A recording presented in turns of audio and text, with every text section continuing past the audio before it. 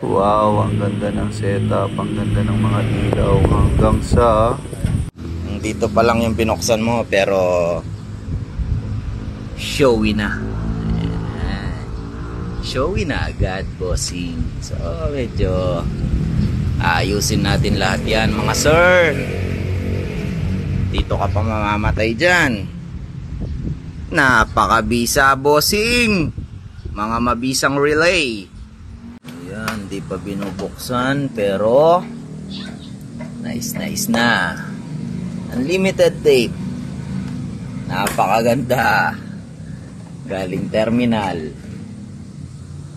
So dito inumpisahan ng baklasin yung sa harap mga idol para magkaroon sila ng access dun sa mga biled na pinalagay natin.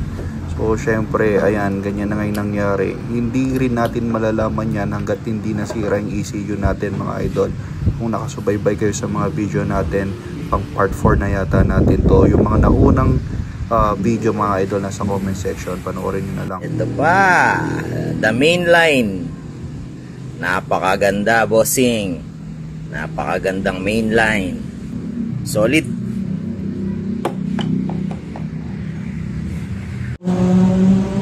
Left and right, may linya. Then pagdating dito, alright, solid. Napakaganda talaga, bossing. Ayos na ayos to. Ay, noko. Solid lang. So ito, di ko alam kung paano nila natatawag na malinis to, pero ewan, sobra, unlimited.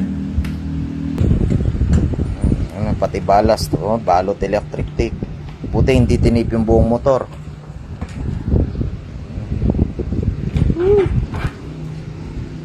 Salit-salita ng electric tape.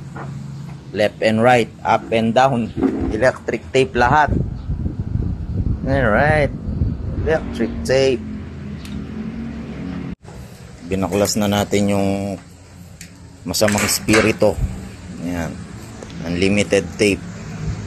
Ayan, binaklas na natin. Napakaganda talaga. Sing. Ayan, from switch. Alright, sabog-sabog yung output. Di ko alam kung paano nila natawag na malinis ang pagkakagawa nito. So, para sa akin, ewan. Basta. Yan. Napakalinis, bossing. Yan. Ayusin na natin to. Yan. Gumaan-gaan na yung pakiramdam ng EDV 160 ni Bostons. Medyo humihinga na. So ayan, ayusin natin to. Ayan, pinutol na natin yung mga kung ano-anong pinagdudugtong dyan. I-reset natin lahat. So ayan, tapos to, balutin natin ng snake skin para malinis. Ayan, so inalis na rin natin yung dual switch nya dito. Ayan. So di ko alam, isang set lang yung MDL pero dalawa yung 3-way. Isang MDL lang naman yung meron nya. So papalitan na lang natin siya ng single. Then dito siya sa bandang ibaba para accessible. Okay? Accessible siya doon. So ayusin natin lahat. Then yung headlight ni Bostons, bubuksan rin natin to. Check natin yung loob, titignan natin, baka mamaya ito rin yung nag-cause, di natin alam. So double check natin lahat, sisiguraduhin natin lahat yan para 100% sure na hindi na masisira ulit yung ECU. So yan, bubuksan din natin yan.